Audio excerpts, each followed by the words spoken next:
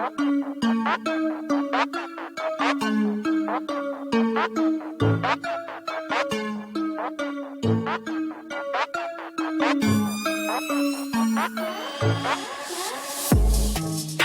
what's up, guys? Welcome back to another episode of The ROC with yours truly, Mike Bell and Ryan Gass. Hey. Make sure you throw us a share and let the world know that you're listening to The ROC.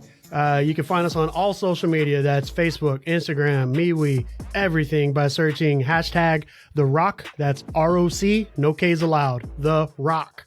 Or at ROC Podcast Nation. Again, that's ROC Podcast Nation. So, Ryan, what's up, man? What rock we climb today, buddy? $15 minimum wage. $15 minimum wage? I know, it sounds like shit, don't it? Dude, you know what? You know what I could afford with $15 minimum wage? Nothing. That's why you don't make that much. I'm telling you. You go back in time, man. You know, I take it back to 2004. I got my first job in construction. I was making $14 an hour. I knew nothing, right? And at the time, before I got the construction job, because I'd been off and on from since I was 15 years old, I've been doing construction. So I was 22, just started a job, I was making $14 an hour. Just before that, I was in fast food. I was making like $5.15 and working, 30 hours a week. My checks were nothing, brother. And then I got that check up to $14 an hour, man. I thought I was rich. What was the lowest you ever got paid? You ever work a job? I worked at Linda's Cafe in Leonardtown, and honestly, I can't remember what it was, but it was probably somewhere around $5 to $6 an hour. Yeah, it's like nothing back then, and that kind of dates us a little bit, doesn't it? So yeah, just for everybody out there in the rock world, both of us, right? In our 30s, middle American men, as we said in the intro episode, which we hope you listen to. And if you're listening to us on Facebook or on YouTube right now, you'll be able to link back to that first episode. And again, make sure you're hitting the like and subscribe button on that stuff and letting your buddies know that you're listening to The ROC. But today we're talking about $15 minimum wage, right? Yeah. And that's kind of a controversial subject. I mean, that was one of the things that, President Joe Biden ran on, and it's attractive. I mean, who doesn't want to make more money, Ryan? What if I offered you, let's say you were making $7.25 an hour right now, and I said, hey, buddy, in 3 years, I'm gonna go ahead and just raise your rate right now to $15 an hour. I'm gonna double what you're getting paid. What'd you say? I could do a lot better myself by making my own source of income. You could think that, right? But again, you're a hard charger. Your work ethic goes without question. I mean, you started a business from nothing. Yeah, you're right. Yeah. If I'm a person that's putting out minimal effort and, has minimal, skill, then yeah, oh shit, you're going to give me something for nothing? Like I can just sit here and do the same job, flipping burgers or whatever it might be and get automatic double, pay raise. Yeah, I would love that. I'm sure. So let me ask you a question, Ryan. What do California, Connecticut, Illinois, Maryland, Massachusetts, New Jersey, and New York have in common? If I just had to rattle those states off, California, Connecticut, Illinois, Maryland, Massachusetts, New Jersey, and New York. There's a lot of things that those states have in common, but you tell me, what do they have in common? Well, I don't know, but based on our conversation, I can imagine that they all have set some type of legislation with a timeline of when they're going to get to $15 minimum wage. Don't know this, but I'm guessing. Honestly. That's true. That's very true. And you could add states like Arizona to that. And so what I would say is that if I just rattle off these names, a lot of people would think, wow, those are all blue states, right? California, Illinois, right? Chicago, Maryland, right? New Jersey, New York, Massachusetts, Connecticut. These are all states that generally are liberal leaning. And but then you drop a state in there like Arizona, right? And you drop a few other states in there. There are these movements to increase the minimum wage across the country. In fact, Ryan, what if I told you that 29 states have a minimum wage higher than that of the federal minimum wage. More than half of the states in the nation have a minimum wage higher than the federal minimum wage. Would that surprise you? Yeah. It is a little surprising, right? So let me spin this a little bit. I'm sorry, I'm bouncing around here in my chair trying to get comfortable because I know that this is going to be very well received. Let's draw an analogy here between the minimum wage and something else. All right. Let's look at medical marijuana. Right now, we'll get into medical marijuana in a different episode, but one thing that a lot of people talk about is this. They say enough states already have said, hey, this is a good thing. We're going to write laws and we're going to make this legalized in these states. And one of the arguments for people that are in support of medical marijuana or just decriminalized marijuana, they all say this. They say, well, if more than half of the states are doing it already, why don't we just make it federally legal? Right? If over half of the states in the country already want it, why don't we just make it that way? Why don't we just have a federal mandate that way? That way it's applicable across every state. What about in your line of business, this reciprocity that we talk about with firearms, right? You say, well, it's just like a driver's license. If my driver's license works here, why doesn't it work there? If my right to own firearms and the license that I have to do that works here, why doesn't it work there? Well, how come states like the ones we just mentioned, in fact, the 29 of them, if raising the minimum wage there works, why don't we do it here? Right. And that's kind of the argument. And, first of all, before we really get into the stats on this one, Ryan, I'd like to ask you, all right, and you kind of said it at the beginning that if you want to make more money, learn better skills or learn skills that are in demand, right? So what else do you have to say about that? Like if I'm some guy, well, first of all, let's just get your opinion, right? What do you think about, what do you really think about raising the minimum wage? So what was it? 2015, I was making $12.50 an hour as a supervisor in security. And, it didn't jive with me. I didn't like that. I didn't want that, but it got me, it was something to hold me off. And I decided that making that much money, and I saw the potential that I had there with that particular company in that line of work. I saw where that was going, and it wasn't going anywhere too quick. So what I do, instead of bitching and moaning to get a raise, one, I showed my value, and when my value wasn't recognized, what I do, I ended up getting pushed to the point where I ended up deciding to go out and start my own company. And with that, am I making a shit ton of money? No. Am I definitely making more than $12 an hour? Yes. If you think that you have skills and you're worth more than whatever you're currently making, then go find a better job or go out and make a job that you can better market yourself.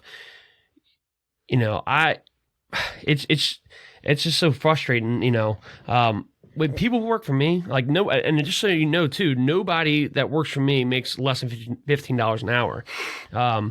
Many people that work for me, they started making low money, which is still above $15 minimum wage. But with time, they were given an opportunity to, and they capitalized on their opportunity to prove their worth. And I give raises based on the worth that you bring to my company. If you are worth more money, I will pay you more money. Why? Because I think that you could possibly take yourself and you can go to someone else and you can get that money. Well, if I want to retain you, seriously, this happens. This happens. I think to myself, what is this person worth? What if they were to leave today and I would try to say, hey, stay for this much money, what would that be?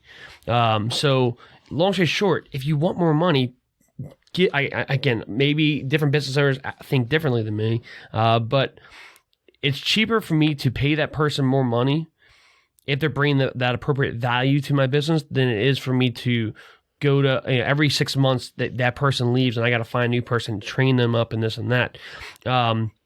Let the businesses and the not only the business owners, but also let them, the workers, as the left like to call them, let them decide what the person's value is. I don't think, honestly, there should be any minimum wage.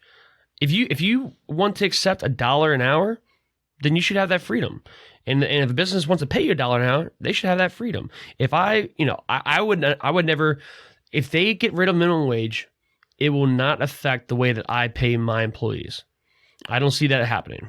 I will still pay them what they're worth. If somehow their value, goes down, then hey, they just won't be getting raises anymore or whatnot, or we'll be looking for other ways to streamline the service that they provide and phase them out.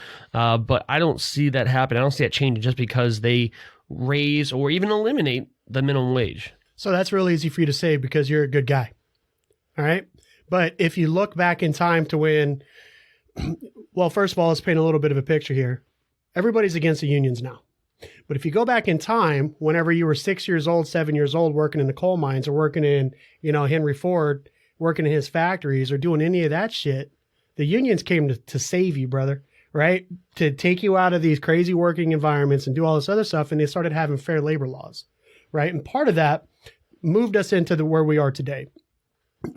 Now, if they eliminated the minimum wage and I'm McDonald's or Walmart, and I start saying, hey, I'm only going to pay my guys $1 an hour, what's everybody going to do?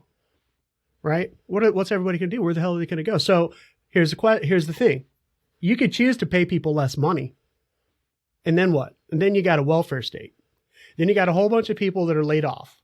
You got a whole bunch of people that have to go find new work. Where are those jobs going to come from?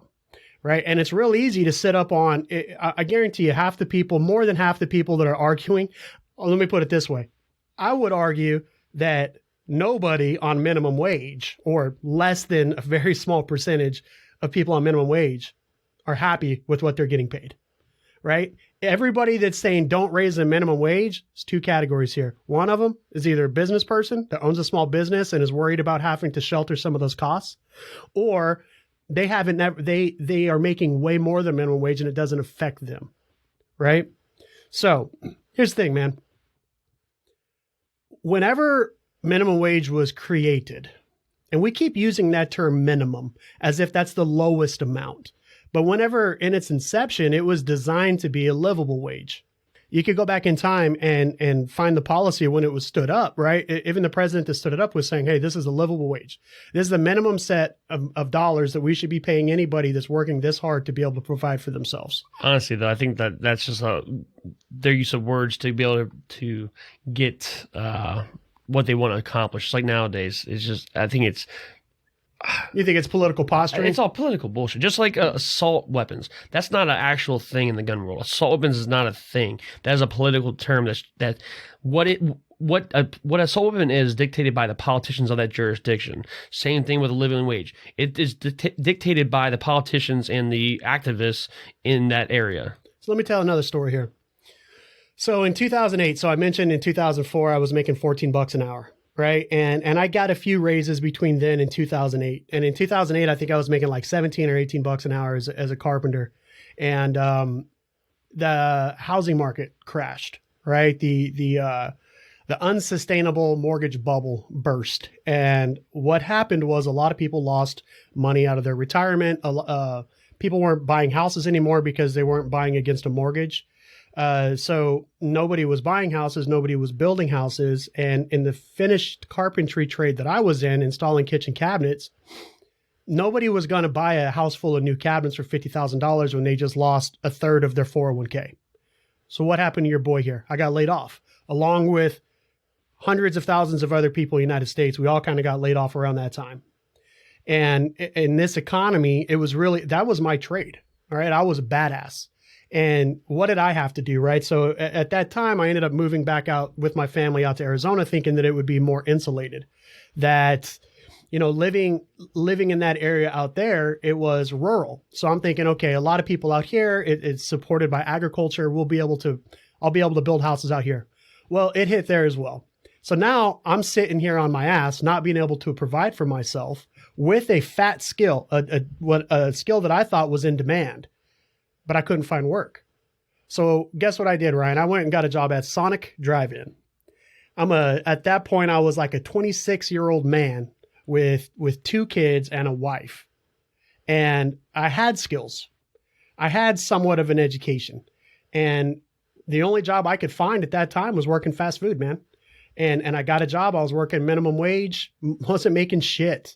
And that job, because my pride wouldn't allow me to sit on my ass and collect unemployment. So let's just get that out there, right? I could have sat on my ass and I could have collected unemployment. My pride wouldn't allow me to do that. So I went out and I worked for a living, even though it was small. I got a job in a fast food restaurant. I was a cook. Even there, I did the best I could to get some kind of management position. And it wasn't sustainable. And the argument that you keep making is this: if you can't make it on minimum wage, do something different. So I did. I enlisted in the military. I mean, I had guaranteed pay, guaranteed benefits, right? And it was something I could do like right now. Yeah.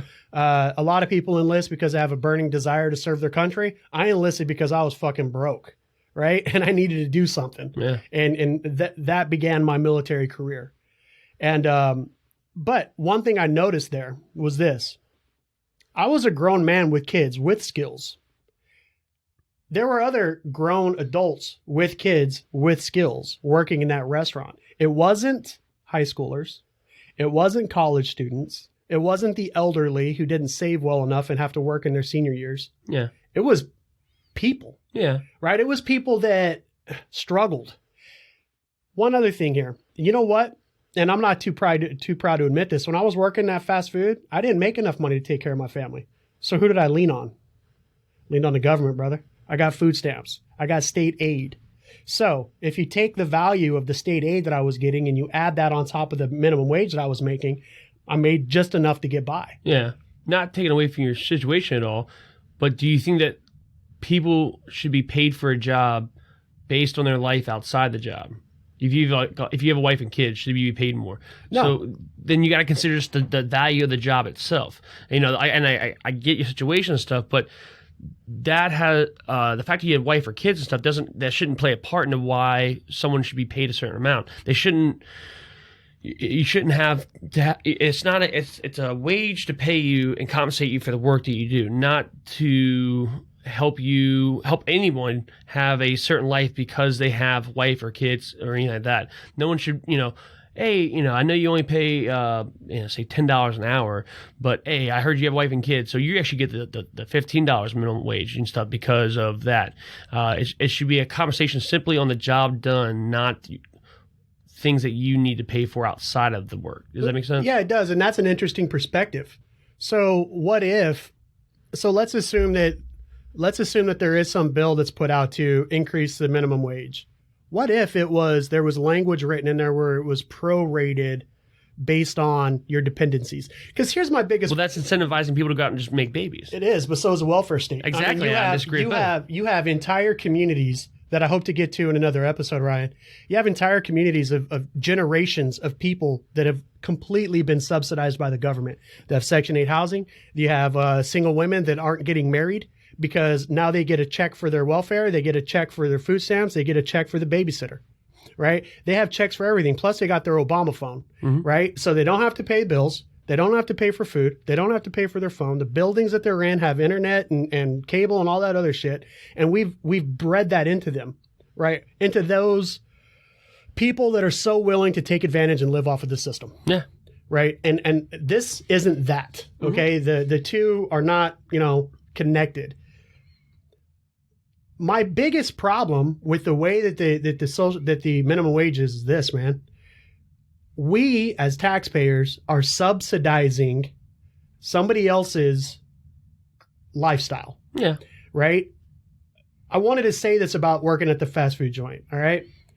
My work was hard. Yeah. It was stressful. It was dirty. It stunk. I was still taking time away from my family, right? I was still getting up and going to work every day. Yeah. And it was a job. It's not like I'm posted up, dude. I don't know what the fast food restaurants are where you're from, right? Yeah. But, I made sure that there were 2 pickles on every burger. You know what I'm saying? I took it serious. Yeah. And it was still work. Yeah. I still didn't make enough to get by. Yeah. Right? And somebody, the taxpayer, had to pay my way, right? And I'm I've mentioned in the previous episode, the intro episode, I have some left-leaning tendencies when it comes to social welfare, right? Yeah. I think that as a country, we should all lend a helping hand up to people, and that's what makes this country great. But you should only be on welfare until you can get off of it. Yeah. And when you have a community of underserved people, undereducated people, right, that don't really have much potential outside of those minimum wage jobs, the burden of taking care of those people falls on the taxpayer. Now, if we were to pay these people that are working minimum wage jobs a livable wage, which even at $15 an hour, I tell you what, Ryan, you couldn't live in my house for $15 an hour. You couldn't live in your house for $15 an hour. You couldn't live in any apartment north of Route 4 in St. Mary's County for $15 an hour. To be fair, was it now 5? Well, it's been 5 years. About 5 years. 5 years ago, I was living in my house on $12.50 an hour. Yeah, but there's, let's be real, right? It wasn't easy. You might have got... I'm not saying it was easy. I didn't like it. That's why I moved on. Understood that. Yeah. I understand that. Yeah. But, you just, it's not, it's the reality of it is it's going to be very hard for you to live off of. It was. Depending on where you're at, $15 an hour. Yeah. But it's going to be easier. But what does $15 an hour do? It gets you beyond that point where you're living on welfare. Why should we stop at 15 then? Why don't we just say 20? Well, I would say that there are economists out there that have done the research. Yeah. And not recently, but recently in terms of like 4 years ago, there was an entire study published about this where they looked at the differences between raising the federal minimum wage from $10 to $12 to $15 an hour.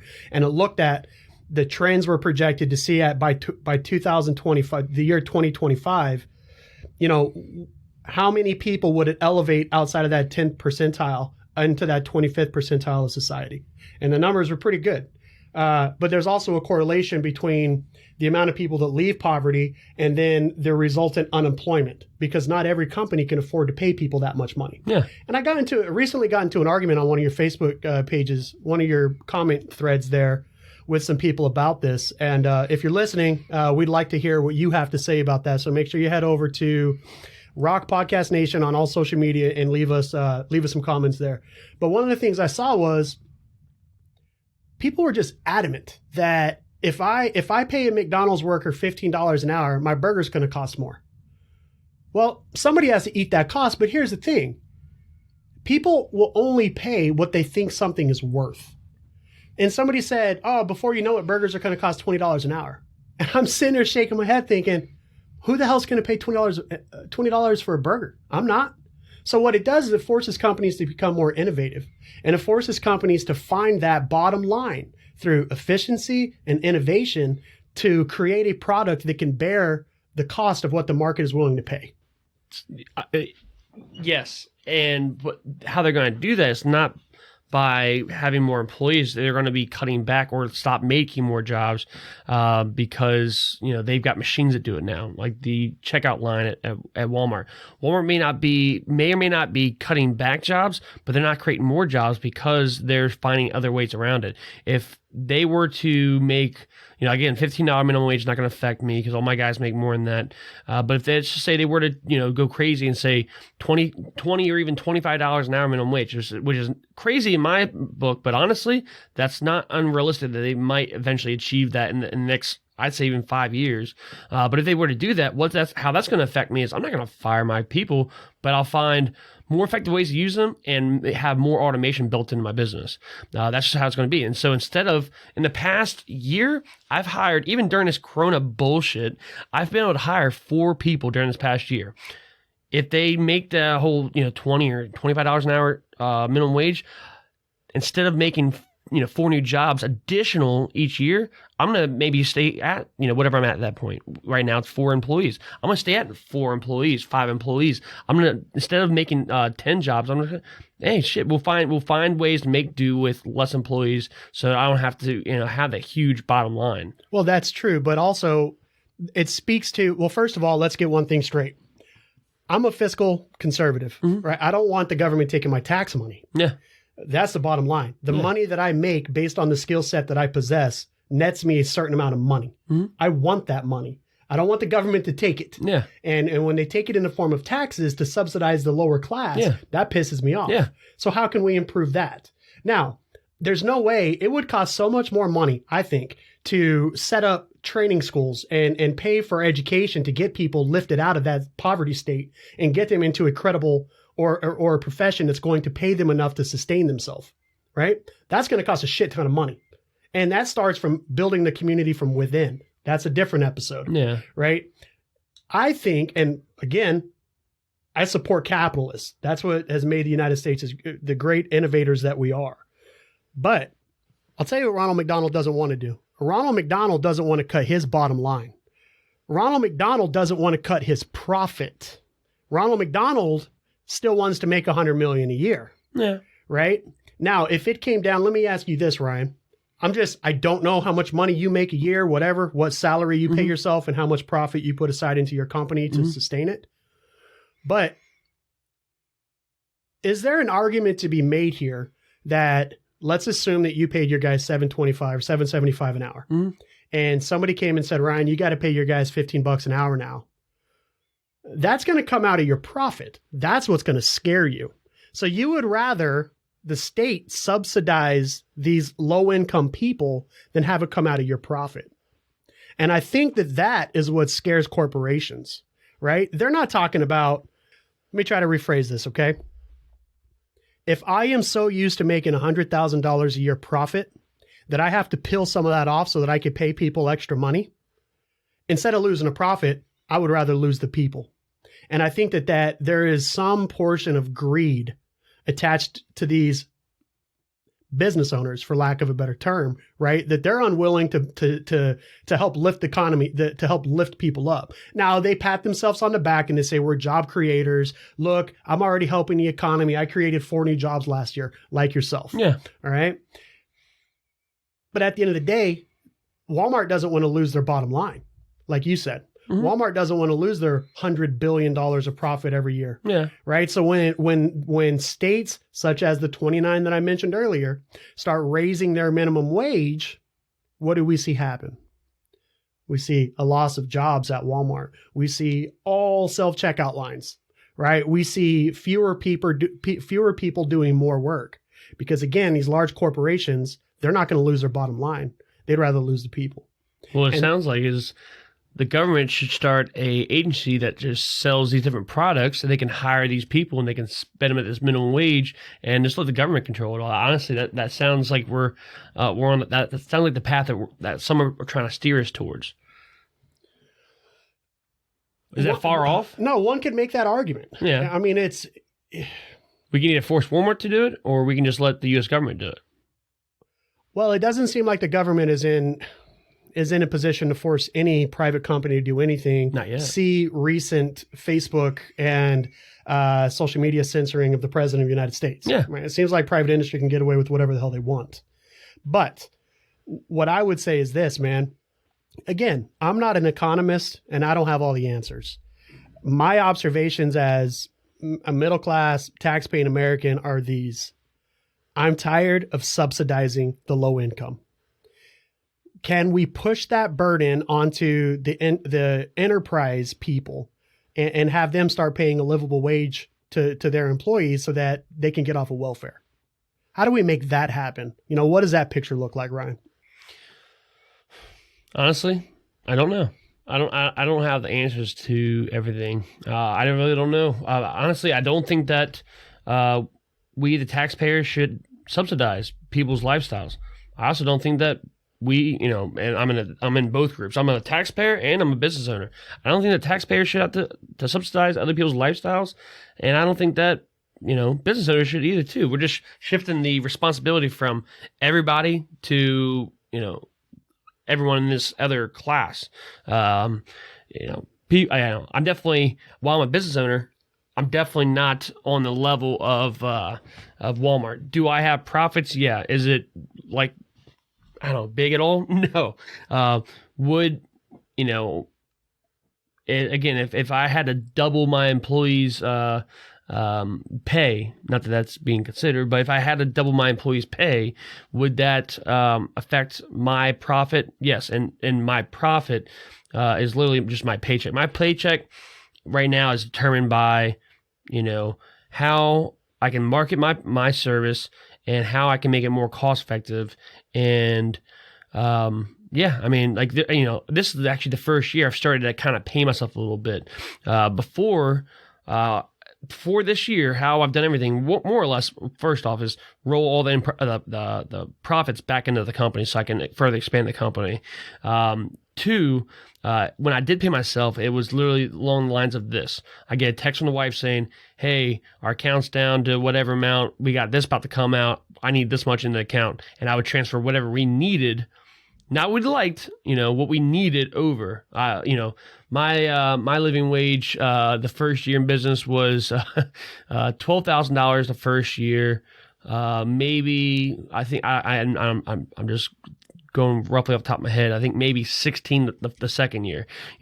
We paid ourselves what we needed, not what we wanted. Could I have maybe taken and paid myself more money and not put it back into the business and not expand my business? I really could have.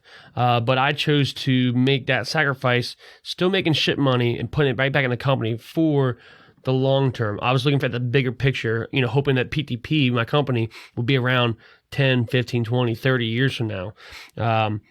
And part of that I'm doing now is, I have people that I've hired that work for me that help, take our business to that next level. And there's a cost associated with that. But no, it's definitely a thing where I don't have all the answers, but I can tell you firsthand experience what my opinion is based on my experience as a business owner, as a person that made shit money working for somebody else, and somebody that's what's the phrase? Pull themselves up by their bootstraps. So it's interesting that you said made shit money, right? At $12,000 a year, right?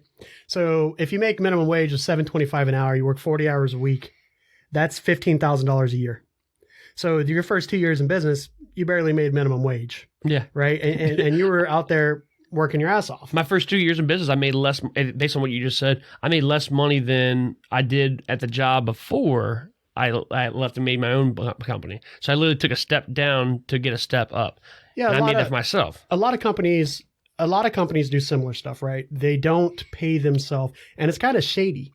A lot of companies do like that. They don't pay themselves, or they'll pay themselves something small as shit so that they don't have to pay the payroll tax as much, right? Or they don't have to pay the Social Security as much on that person. But then they tap like their vehicle. So now they're not paying for gas because they're writing it all off, or they're not paying for the vehicle because they're writing it all off, or their internet or their cell phone or any of that because they're writing it all off, right? So when you really look at it, they're making substantially more. Mm-hmm.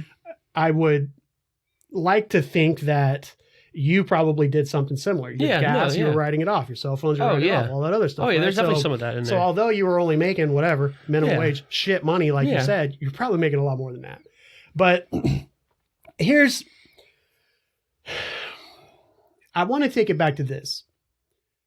People say that if we force McDonald's to increase their minimum wage, that they're going to automate their industry, which is going to cause a lot of people to be out of jobs. And they're already starting to do it. Right. So where do those people get jobs? And I don't want to hear learn how to code shit, because that argument doesn't work for me. Right. There's only so much work to go around. Yeah. And at the end of the day, the world will always need burger flippers. I think that I heard that Facebook is actually hiring more fact checkers. That's some shit, man. I tell you, I'm going to tangent here a little bit. Somebody that you and I both know very closely posted something the other day, and the person that posted this, I'm not going to put their name out here to protect their privacy. They put something out that spoke to some election fraud that somebody perceived some election fraud, and he shared that. It was flagged as sexual content. Yep. Like, I saw that. What the hell? Yep, like these people, man. Anyways, so let's assume that Facebook automates not Facebook. Let's assume McDonald's automates their process. They cut off all of these frontline workers. Now we've pushed, all for what? So that they don't have to lose their bottom line, because they have board members, they have stakeholders, they have ridiculous people that have done the right thing in life and have found themselves in a position where they're making a shit ton of money that are unwilling to lose that money. Right. So then they're forced to be innovative. Let's talk about these other people. So everyone wants to say, minimum wage jobs are for minimum skilled people, high schoolers, right? Stuff like that. If you don't want to make minimum wage, go out and get another job. So where are these high schoolers going to find work now, right? If McDonald's isn't going to hire them. So is it hurting the high schoolers, or is it helping them? Like who is it really going to hurt if McDonald's and Walmart have to up what they pay their employees? The people buying their products and their services. And that's where I think that my argument is different than yours. So it's supposed to be, when I was in high school, I remember there being a $1 menu at McDonald's, and fries, chicken sandwiches, the double cheeseburger, the McDouble was $1.99. Yeah, I think the only thing left that they have that is still $1, I'm not even sure, is a large sweet tea. Other than that, there's nothing that's just $1. I think a double cheeseburger is now like $1.40, $1.50 maybe. I might be a little off, but that's just I guess it's been a little while now, but 10 years or so. And how much has the minimum wage gone up? Do you think that's a reflection of that? Minimum wage hasn't gone up at all. At all. So minimum wage since I was in high school, it hasn't gone up at all. Minimum wage has not increased since. Let me pull up the data here, but I think it was 2007. In fact, were you talking about statewide? I'm talking about federal minimum wage. Yeah, maybe federal, but that doesn't affect McDonald's. It certainly affects McDonald's. So you would have to look at what date did these 29 states that we're talking about start increasing their minimum wage. Yeah. Right. Federally, globally, there are hundreds of thousands of McDonald's. And that may be just some wild ass number. But the statewide, it's put it a little context. Let's just say Maryland, because we're in Maryland. For those that don't know that are listening, minimum wage in Maryland has gone up in the last 12 years, which did make that price go up. The federal minimum wage of $7.25 per hour has not changed since 2009. All right. Okay. So 12 years, the minimum wage hasn't changed. Now, let me go into a little bit, a few more stats here. All right. So between 2007 and 2009, it actually increased 29%. That was a big push. Let's go back in time even further. Between 79 and 80, it rose 7%. Between 80 and 81, it rose 7%. And then there was like a 9-year pause where it didn't fluctuate from 81. And then in 90, they changed it again. They changed it to 11%. It increased by 11%. And then in 97, between 97 and 2007, it rose 12%. And that was bringing it up into the fives. And then between 2007 and 2009, it jumped 29%, almost $2.50. It took it up to that $7.25. But since 2009, the minimum wage hasn't changed. And I know we're talking about the price of burgers at McDonald's, right? I know we're talking about there used to be a $1 menu, and now there's not. That speaks to so much more than just labor, right? The cost of grain to feed hogs and to feed pig and cows, the cost of bread, the cost of everything increases. The service to make those products too. Yes, right. It's a conglomerate, or it's an enterprise service cost associated with all of that stuff. But this is where my shit still lives. You still buy chicken nuggets, right? They used to be able to get 20 chicken nuggets for $5. Sometimes they still offer that, right? But what if they charge $20 for 20 chicken nuggets? Would you still pay it? Not based on my income right now, no. No, right? No. And I think that's where the argument lays. McDonald's can only raise their prices to a point where people are still willing to pay it. And that's going to go up over time, too. I just say, again, I might be messing the numbers up, but if I go down to McDonald's about a mile down the street, I think a double cheeseburger is going to cost me about $1.40 before tax. 12 years ago, if somebody told you, hey, that burger that you're paying $1 for right now, are you going to pay $1.40 for that? You probably say no then. But now it still happens over time. But hold on now. Go back 12 years from now and look at somebody that was making $7.25 and you say, guess what? 12 years from now, you're still going to be making $7.25. So the cost of the burger has gone up, but the dollar that they pay those people has not. And that's where... On the state level, it hasn't either?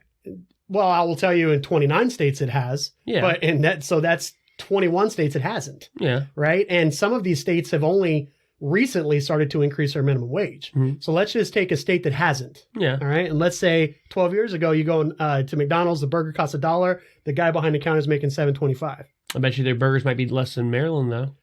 I'm not talking about Maryland. And there's a lot of people on this podcast that are listening from not Maryland. We'll just say Arizona. It's just say their minimum wage is like half of what Maryland's is. I bet you their burgers are probably cheaper, too. Maybe. Yeah. No, I don't think so because we're from Arizona. Yeah. And recently, I noticed the same thing there too. There is no 99-cent menu.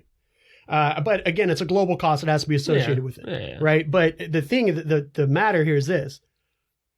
Everything else, a gallon of milk 12 years ago was cheaper. A gallon of gas was cheaper. Your electricity for your house was cheaper. 10 years ago, Obama's office gas was actually higher. You know what I'm talking about. I know, I got you. You're following along. You could get a box of Wheaties for cheaper. Yeah. Milk was cheaper. Gas was theoretically cheaper, all things considered, not exiting the war and the cost of a barrel of gas and refusing to drill on soil, American soil. All of those things are factors.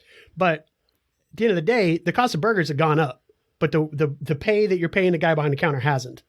Why is that?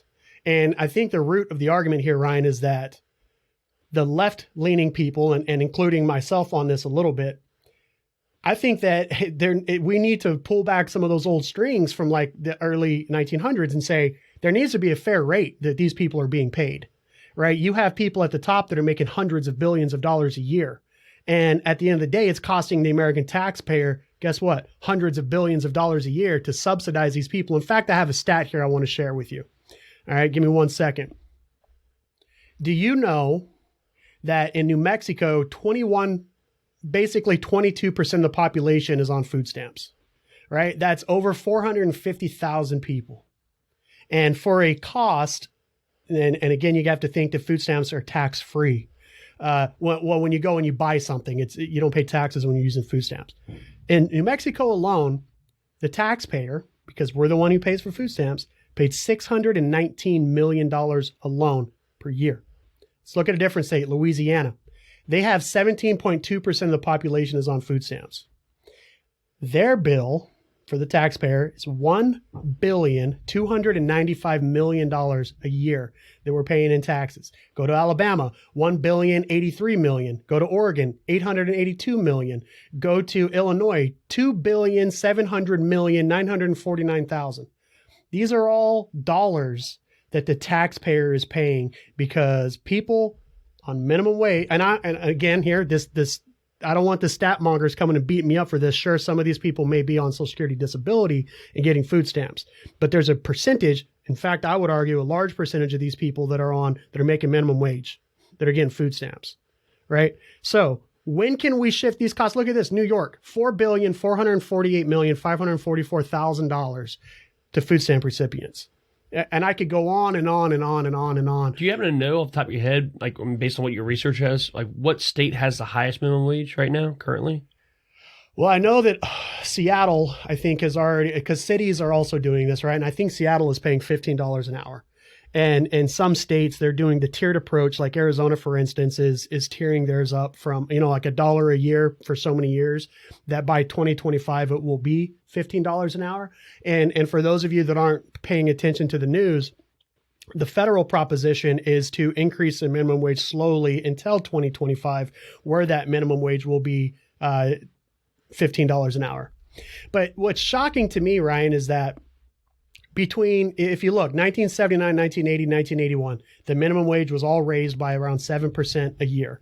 And then 90 and 91, again, big raise. Between 96 and 97, a big raise. Between 2007, 2008, a big raise. And then 2008, 2009, a big raise. So it seems like, and we don't necessarily have to call these raises. Let's call them something else that they use in the stock market business, right? These are called corrections, where somebody goes in and corrects the value that's being paid so that they can meet this livable wage. So to me, again, I'm so drawn on this, man, because the bottom line is this. I don't want to keep paying those numbers I just read, those hundreds of billions of dollars that the taxpayer is paying to subsidize these people on low income. I don't want to keep paying that, right? But at the same time, I don't want the government to force a business owner out of business because he can't afford to pay his guys that livable wage. So I kind of want to look at the business guy, Ryan, and I'm going to use you as an example here. You've found ways to be innovative and still continue to pay your guys more than minimum wage. You guys don't make minimum wage, right? They make more than that. Yeah. So when you got somebody that sets up an Etsy account, right, and they need some help or something to build their little crafts in their backyard, maybe it's time for them to get a little bit more creative on how they're actually marketing themselves or how they're hiring help. Right. And really at the end of the day, what I want is, I don't know what the hell I want. Like, I don't have the answers. I said this before. I'm tired of paying so many damn taxes for other people's liabilities. Yeah. Is it right for me to want to shift that over to the mega wealthy? Well, I think there's, and that's a whole nother conversation we have on a whole nother podcast episode, is how we can cut the fat in that by itself. Because I think there's a lot of fat, and I think we can both agree on that. There's a lot of fat in the welfare system that we can cut back on, so that neither the taxpayers nor the business owners have the same amount of burden that we currently have. There's a big burden there, an unnecessary burden that has been abused by many. And I wouldn't say many as like a large portion. I'm not saying there's a certain portion.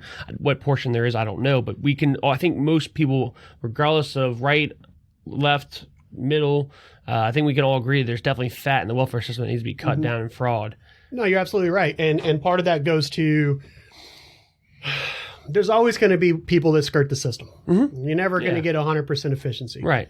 Right. But, one of the ways you could start this is this, right? All right. Mandatory drug test for anybody on welfare. Yep. I think that's pretty reasonable. Right. And I know a lot of states have started to do some of this welfare reform where if you are on, food stamps, or if you are drawing cash assistance, then you have to go to these job fairs and try to find work and stuff like that.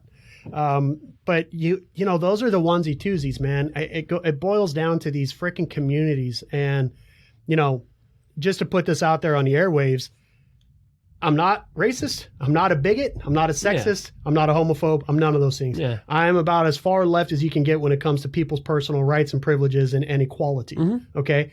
But you have these welfare states that stand up in these projects, right, of low income people, and they can be from all ethnicities, white included, black, Hispanic, Asian, doesn't matter, right? You have these welfare states that are stood up. And then you have those local politicians that run on this platform of, I'm going to give you more free shit, right? You vote for me and I'm going to make sure you don't lose your public housing. You vote for me, I'm going to make sure you don't lose your food stamps, right? So the change has to start with within. And if we want to elevate, we want to tackle that argument, learn a better skill, get a better job. How are we going to do that? So what's the short-term fix? Well, I think another thing that we haven't even touched on, and it's a whole nother topic for a whole nother episode, but it's something worth talking about for at least a little bit, is illegal immigration.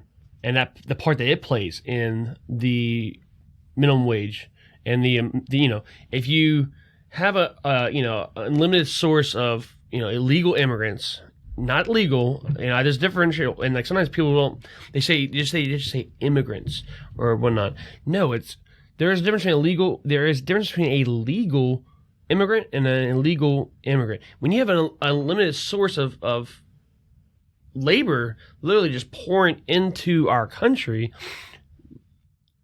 no shit, you're going to have businesses that can sell their product using the cheapest labor possible. Oh, that's true. But if you got a certain, not certain, it's going to be, I think we should always have immigrants coming in. Again, legal immigrants. But I think that we can be picky and choosy on who we bring in and how many we bring in. There's no reason that we should have an unlimited source of labor and illegal immigrants just pouring into our country. There's got to be some type of system set up, and there is, but it's not. And now it's starting to be not enforced anymore. We got droves and what they call like caravans of people pouring into our country. Why would I, if I could pay a person B over here $5 an hour to pull lettuce out of fields, why would I pay person A to do the same thing for $15? Why would I do that? Why wouldn't I skirt the system? There's people out there that think that way. So I think that is a big part of the problem too. Well, you have to look back and again, as we've said before, right, this episode does touch on politics. And if you go all the way back to 1995, Senator Harry Reid introduced legislation to cut legal immigration by nearly 2/3. And what we were seeing back then was you would have these crop farmers that would get their tax stamps, and they would come up from Middle and Central America and Mexico, Honduras, those countries, and they would come up and they'd actually do these crop farming. But they had a tax stamp. So they were paying taxes on the money when they came up, right?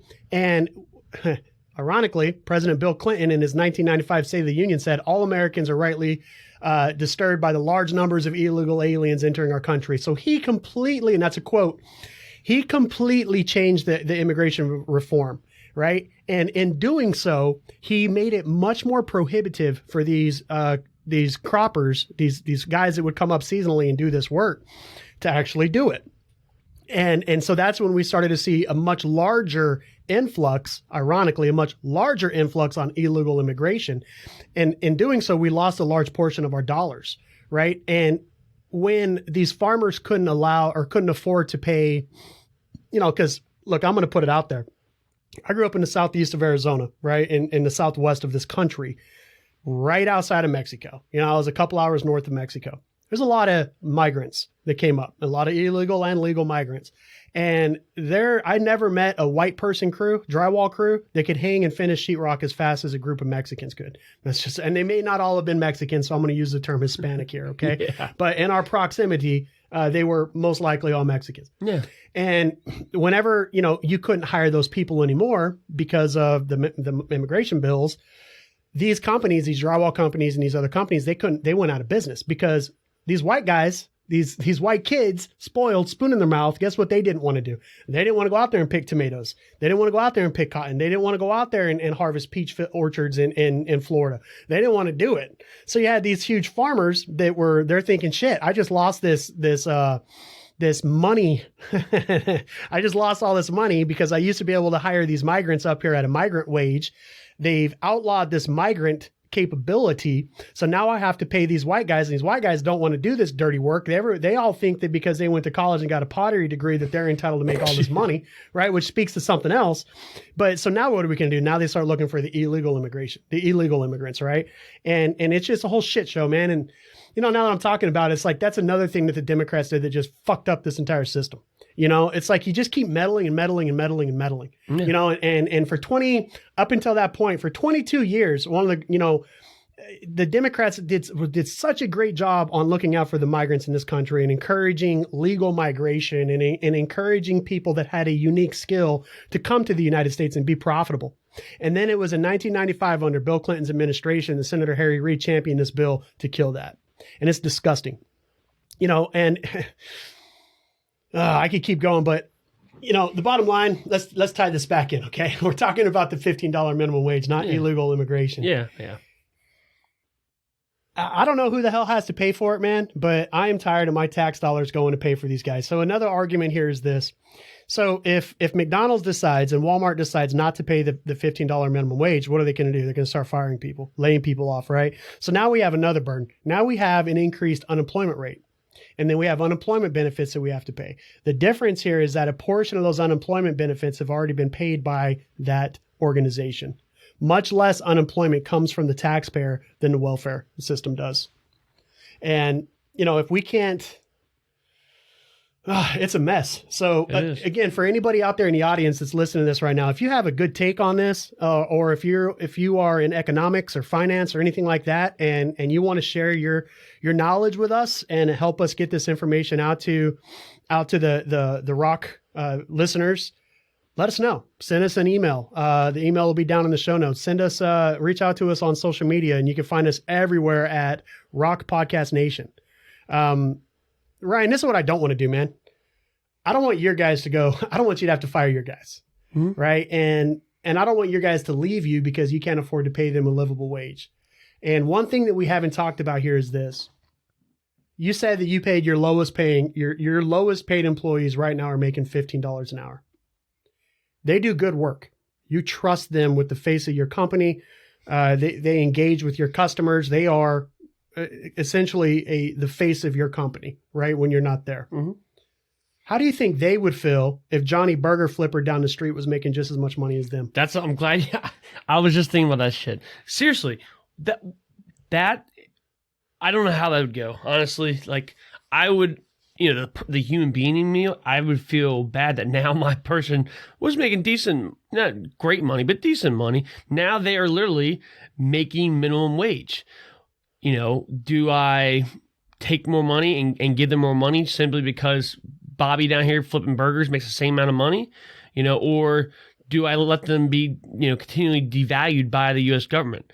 The U.S. government says, hey, everybody has to, make at least $15 minimum wage. Well, now, what are you saying? Like $15 minimum, people making $15 an hour are, minimal. People that flip burgers should make as much as somebody that does, firearms training or does admin work or whatever, it's not only does it hand out money to somebody just for doing the same job they were last week, but it devalues those who were, making more. If you're making, let's say, you're not making 15, say you're making 18, but somebody just went from making $10 an hour to making 15. Are you truly making what was, what you were before? Are you truly still making $18 an hour? Or now are you making just $3 above minimum wage? It changes the bars and stuff. And that's another thing that people forget to talk about is, what about those other people? Don't you think that ego and pride speak to that a little bit? Because if you can still afford your life, if your life hasn't changed much, you were making $18 before, you're still making $18. Your rent didn't go up. The cost of lettuce didn't go up, right? Everything's still the same. But now you could look at your single mom across the street that's having to work 2 fast food jobs, right? Just to support her kids. Just saying. And I know I'm pleading to emotion a little bit here, but now you could look at her and say, you know what? Hell yeah. Now she can finally afford to take care of her shit. You look at waitresses, man. I don't know about you. I grew up, I do know about you, but I'm going to tell you about myself a little bit here. I grew up incredibly poor, man. There were times where we just had bare plywood floors, sometimes those plywood floors had holes in them and we had dirt floors. And we didn't always have means. We never did. In fact, I grew up poor my entire life. My mom worked at Pizza Hut. She worked at, Kmart, like she worked whatever job she could get. And guess what, man? They're all minimum wage jobs, but she had to find jobs that were flexible, jobs that had night shifts, jobs that had this, jobs that had that, in a small ass town where there wasn't anything to offer, to take care of her kids. And, I look back at that and I say, man, if she could have just made a livable wage, how much different would my life have been? Or that of my, brothers and sisters at the time? It would have been a lot different. You look at today, I think a waitress makes $2.70 an hour before tips.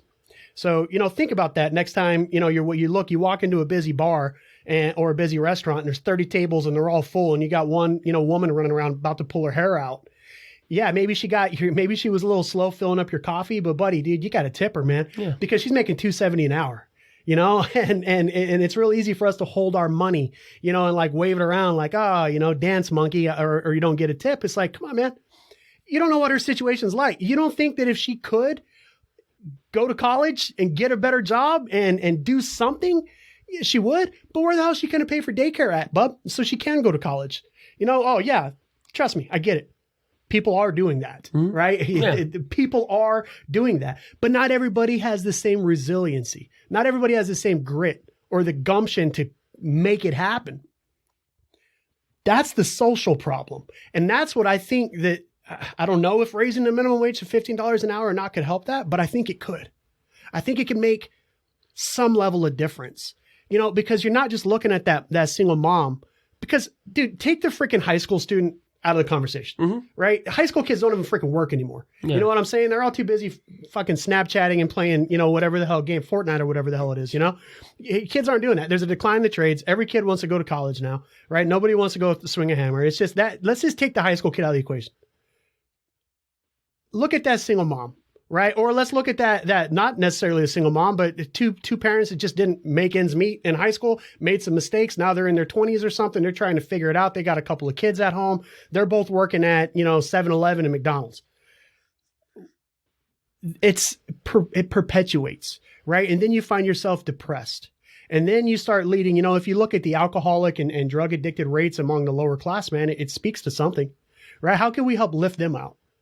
Is it by giving them more money? I mean, you look at the stimulus checks. What's going to make everybody happy here in a few weeks? They're going to get that third stimulus check, right? That COVID cash. Right? Money seems to make, I think Barack Obama gave some money out back whenever he was president too. And it's like, everybody's just throwing money around and money makes people happy. Yeah. And whatever they tell you, money can't buy happiness. Dude, try growing up poor. All right. I guarantee you, if I could have wore Nikes to school instead of, third generation hand-me-down freaking Kmart shoes, I probably would have been a lot happier. Not going to lie, as a business owner, I'm looking forward to everybody getting their COVID cash. So my sales can take a little tick up. Every time that COVID cash comes out, everybody, storms to the website and starts signing up for training. It's definitely been great, but my deck on my house is shit. It is literally falling apart. It was falling apart when we moved in 7 years ago. And I cannot wait to put a new deck on. But the lumber, holy shit. The price and the availability of lumber is like ridiculous right now. It's tripled. Oh my gosh. Yep. Yeah, it's tripled. It's almost worse than ammo. At least here in Southern Maryland, it's tripled. Yeah. We built the ROC headquarters here, and I went to buy the material to do it, man. I was like, what the hell? Yeah. Man, it's, like they say, man, shit costs money. Yeah. But I'll tell you, back in the day, you used to be able to get a 2x4 for about $1.80, $1.90. And now at Lowe's, they're $6. So it's tripled. And that, there's some supply posture and some logistical conversations that could be had with that. I mean, bringing lumber in from overseas, all this other stuff, the cost of, fuel, long haul truckers, all this other stuff. I mean, that is an economics conversation more than it is anything else. And COVID has a big part to play in that. I recently, on my other podcast, had a conversation where we talked about toilet paper gate, right? And why toilet paper went out of hand. And it just speaks to this whole global economy. But Ryan, I don't have all the answers, man. I don't either. And at the end of the day, here's Mike's perspective. If raising the minimum wage to a livable wage can help lift people out of poverty, potentially impact alcoholism and drug addiction in this country, can limit the amount of people that are in welfare, right? And so, and possibly lower my taxes. If I have to spend more money for that cheeseburger, I wouldn't mind doing that if they weren't taxing my fucking paycheck so much. So I think that there might be a balance there somewhere that we're not quite seeing. But anyhow, that's Mike's perspective on the $15 minimum wage thing. What do you got to say, Ryan? Based on our conversation, we've touched on so many topics. Obviously, the main one being $15 minimum wage. I cannot wait to talk about so many other things. We're definitely going to be here soon. We're going to make sure we go ahead and record the episode on illegal immigration, gun control. What else we talk about during this? That we didn't go down the rabbit holes quite yet. We touched on. Yeah, that's enough teasers, man. Y'all want to hear more? You keep coming back, and make sure you follow us on all social media. That's at ROC Podcast Nation. And ROC, guys, there's no K on that. It's right of center. ROC Podcast Nation. You can find us on Facebook, Instagram. Hell, we're even on MeWe, right? Because you never know what's going to happen. Follow us, guys. Find the page. Share it with a friend. Facebook and these other companies, they have this pay to play thing where we cannot get the message out there without spending crazy amounts of money. And we're not going to pay that. Nope. So in order for this show to keep going, guys, it's going to take you letting somebody know about it. So get the word out, share with a friend. Yep. The one I want to really push is the MeWe. MeWe, find us on MeWe. If you're not on there yet, I'm telling you, get on there. I've gotten on there. I'm going to start making a point of being on there more and actually being more active on there. But MeWe, I think, is where it's at least right now. And we'll update you and stuff. I'm telling you, MeWe, I haven't had any problems where they've deleted my posts, where they have deleted my account, where they have anything like that. All these problems that we've had on Facebook, haven't had that problem on MeWe. Is MeWe the same experience as it is Facebook? No. Is it going to be? I hope not. I hope that honestly MeWe becomes what Facebook was 5 years ago. 4 to 5 years ago, that was, I think, the peak. With my experience, 5 years ago was the peak with Facebook. And I hope that MeWe can build something that replicates what Facebook was in its greatness and at its peak. But if you're on MeWe, right, find us on there. Our page on there is Right of Center Podcasts, ROC, ROC, just like it is on Facebook.